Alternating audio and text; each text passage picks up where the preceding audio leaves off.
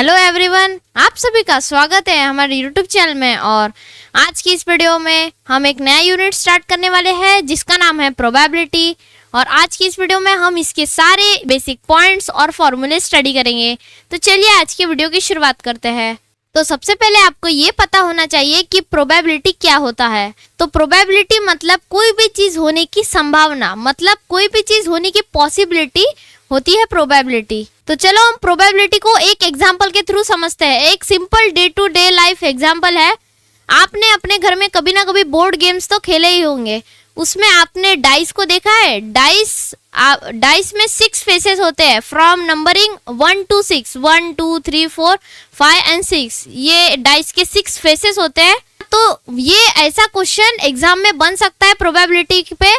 If a dice is throne, find the probability of getting a 1 number or getting an odd number or number less than 7। ऐसे questions आ सकते हैं। तो ये हम कैसे solve करेंगे, तो मैं आपको इसको बोर्ड पे लिख के बताता हूँ। तो सबसे पहले हम लिख लेंगे और डाइस इज थ्रोन, मतलब ही एक डाइस के जब 6 फेसेस होते हैं, मैंने अभी आपको बताया डाइस के 6 फेसेस होते हैं फ्रॉम नंबरिंग 1 to 6।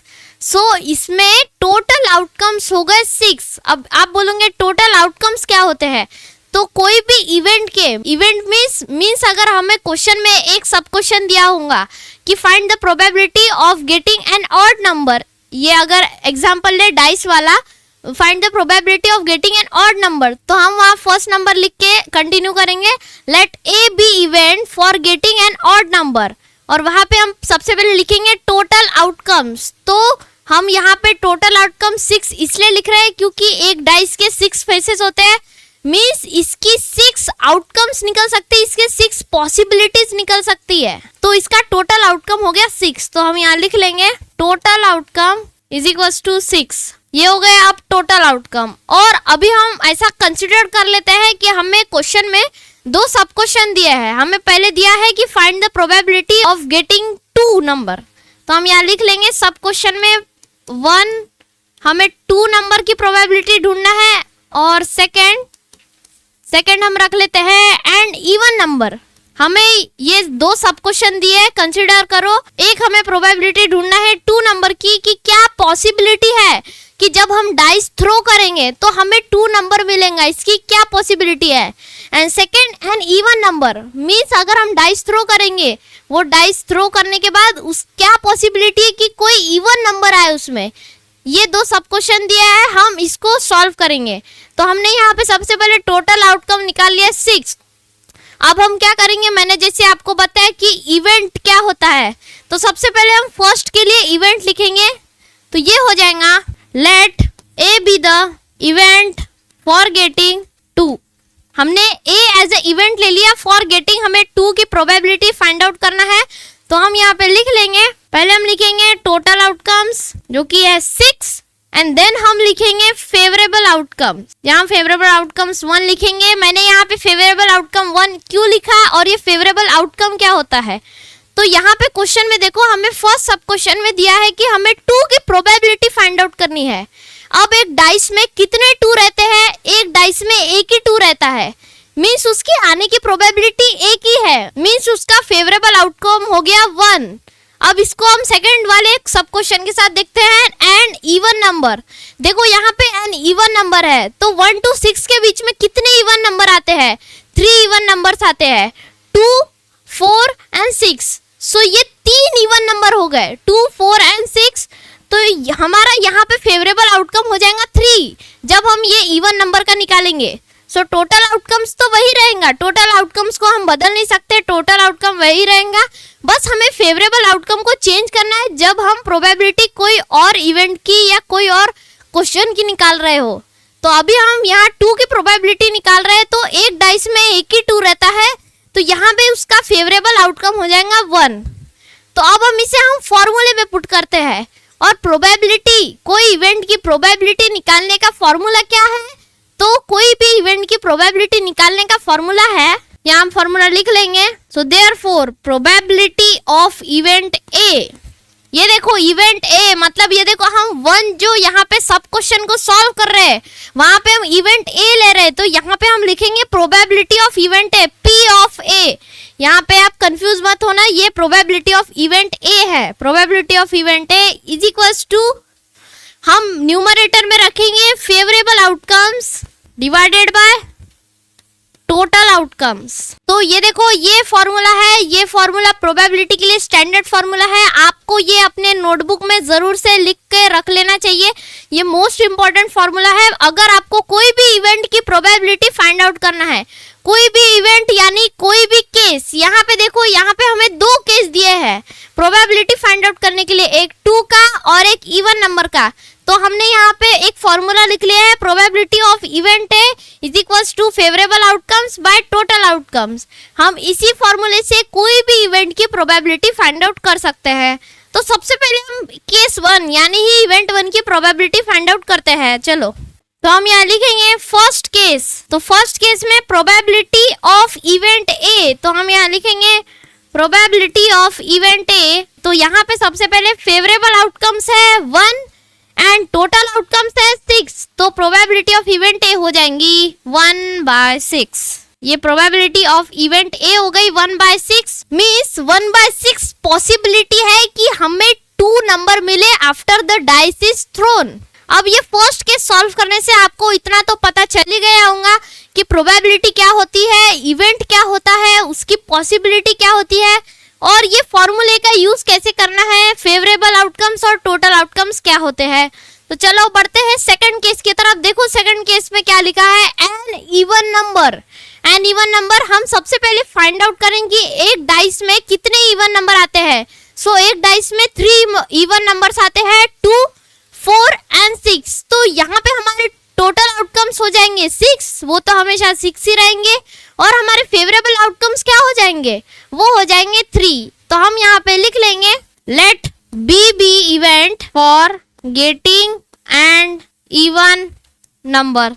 तो यहाँ पे हम लिख लेंगे directly therefore probability of event B. हम यहाँ पे direct probability of event B लिख रहे हैं। आपको एग्जाम में इसके पहले फेवरेबल आउटकम्स फिर टोटल आउटकम्स ये पूरा स्टेटमेंट टू स्टेटमेंट वाइज लिखना पड़ेगा। तो probability of event B is equals to, event B के लिए टोटल आउटकम्स है 6 और फेवरेबल आउटकम्स है 3, तो हो गया 3/6। 3/6।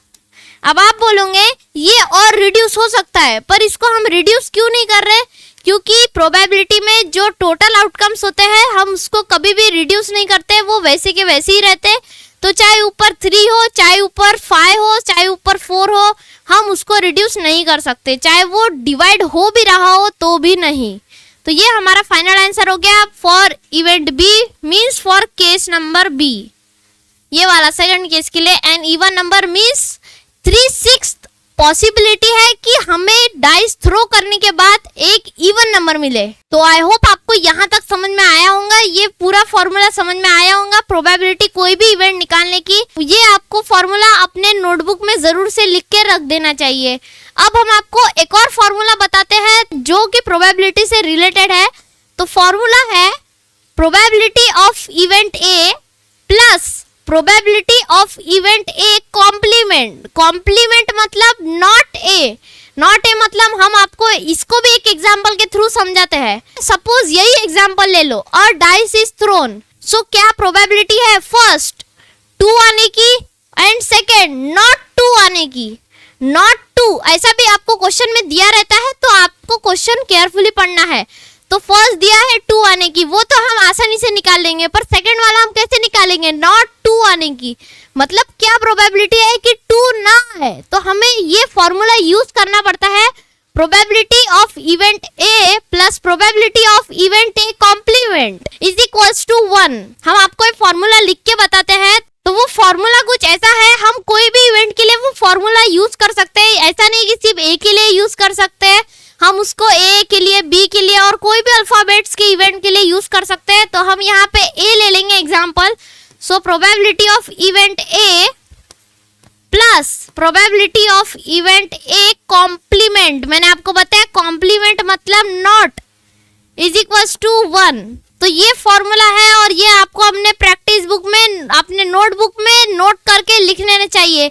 और ये फॉर्मूले में स्पेशलिटी ये है, यहाँ पे देखो ए डैश, तो यहाँ पे डैश मतलब क्या होता है? डैश मतलब होता है कॉम्प्लीमेंट, इसलिए हम बोलते हैं probability of event A complement is equals to 1। और ये फॉर्मूले का यूज कई जगह पे ही होता है, बहुत कम जगहों पे होता है, क्योंकि अगर कोई क्वेश्चन में दिया रहा, अगर हमें कोई क्वेश्चन में कोई इवेंट की प्रोबेबिलिटी दी हो और हमें बोला गया है कि वो इवेंट की नॉट वाली प्रोबेबिलिटी निकालो, तो वो हम ये फॉर्मूले से निकाल सकते हैं। हमें बस वो इवेंट की प्रोबेबिलिटी यहाँ पुट करनी है, देन इसको उधर साइड शिफ्ट करना है, 1 में माइनस हो जाएगा वो, देन जो आंसर आएगा वो होगा probability of event A complement. तो ये फॉर्मूला वहां पे यूज हो सकता है। तो यहाँ तक समझ में आया। अब हम एक लास्ट चीज बताना चाहते हैं, लास्ट है, जो कि है इक्वली लाइकली आउटकम्स। अब आप बोलोगे फेवरेबल आउटकम्स होता है, टोटल आउटकम्स होता है, अब ये इक्वली लाइकली आउटकम्स क्या होता है?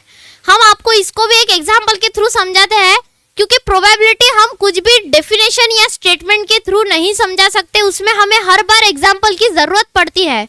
तो हम इसे भी एग्जांपल के थ्रू समझाते हैं। तो आपने एक कॉइन को देखा ही होगा जो हम टॉस के लिए यूज करते हैं। जब हम उसे टॉस के लिए यूज करते हैं तब उसमें 2 फेसेस होते हैं, एक होता है हेड्स और एक होता है टेल्स। तो इसके हिसाब से उसका टोटल आउटकम क्या हो गया? उसका टोटल आउटकम हो गया 2, क्योंकि उसके 2 पॉसिबिलिटीज है, या तो हेड्स आएगा या तो टेल्स आएगा, ये 2 आउटकम्स है। अब उसमें से अगर आपको क्वेश्चन में दिया रहा है a coin is tossed, find the probability of getting a first heads second tails, आपको 2 केस दिए रहेंगे, एक हेड्स की प्रोबेबिलिटी फाइंड आउट करो और एक टेल्स की प्रोबेबिलिटी फाइंड आउट करो। तो अगर हम हेड्स की प्रोबेबिलिटी फाइंड आउट करेंगे तो वो आएंगी 1/2। 1/2 कैसे? क्योंकि favourable outcomes by total outcomes, और टोटल आउटकम्स है 2 एंड फेवरेबल आउटकम्स हो जाएंगे 1, क्योंकि हेड्स तो एक ही रहता है, इसलिए प्रोबेबिलिटी हेड्स की मिल जाएंगी 1/2 और टेल्स की भी वही होंगी 1/2, क्योंकि टोटल आउटकम वैसे ही रहेंगे, पर जो फेवरेबल आउटकम्स है वो 1 हो जाएगा, क्योंकि टेल्स भी एक ही रहता है, कॉइन में हेड्स और टेल्स एक ही रहता है। तो दोनों की प्रोबेबिलिटी सेम आई, probability of head 1/2 and probability of tails 1/2। So दोनों इवेंट की प्रोबेबिलिटी सेम आई।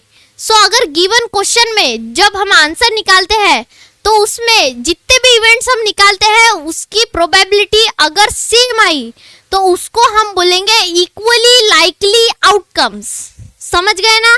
अब हम इसके अगले वीडियो में इसके प्रॉब्लम सॉल्व करना स्टार्ट करेंगे, जिसमें हम सारे के सारे फॉर्मूले यूज करेंगे जो हमने आज यहाँ पे डिस्कस किए हैं। ये वाला फॉर्मूला प्रोबेबिलिटी का फॉर्मूला कोई भी इवेंट के, देन ये वाला P of A plus P of A complement is equals to 1 वाला, and then equally likely outcome का भी कॉन्सेप्ट यूज करेंगे। सो आई होप हमने आज के वीडियो में आपको जो भी बताया आपको सारा समझ में आया होगा। हमने आज के वीडियो में जितने भी फॉर्मूलेज बताए वो आपको समझ में आए होंगे, और ये फॉर्मूलेज आपको अपने नोटबुक में लिख के रख लेना चाहिए, क्योंकि जब हम इसके अगले वीडियो में इसके प्रॉब्लम सॉल्व करेंगे तब उसमें आपको ये फॉर्मूले यूज करना है और आपको इसकी जरूरत पड़ेगी। और अगर आपको फिर भी आज के वीडियो में कुछ डाउट है तो हम इसके अगले वीडियो में जब प्रॉब्लम सॉल्व करेंगे तो आपका डाउट क्लियर हो जाएगा, क्योंकि जब भी हम फॉर्मूला सिर्फ लिखते हैं तो हमें वो डायरेक्टली नहीं समझता, जब हम उसके बेस्ड प्रॉब्लम सॉल्व करते हैं तो वो हमें अच्छे से समझ में आता है। जैसे कि ये फॉर्मूला जो हमने पहले लिखे फिर हमने इसको एग्जाम्पल के थ्रू समझाए तो ये ज्यादा अच्छे से समझ में आया, और इसके और भी नंबर ऑफ एग्जाम्पल्स है जो हम इसके अगले वीडियोस में स्टार्ट करेंगे। तो आज के वीडियो में फिलहाल इतना ही। अगर आपको वीडियो अच्छा लगा हो तो इस वीडियो को लाइक करो, शेयर करो, और अगर अभी भी आपने हमारे चैनल को सब्सक्राइब ना किया हो तो तुरंत सब्सक्राइब कर लो। तो मिलते हैं नेक्स्ट वीडियो में इसके प्रॉब्लम्स के साथ। Thanks for watching.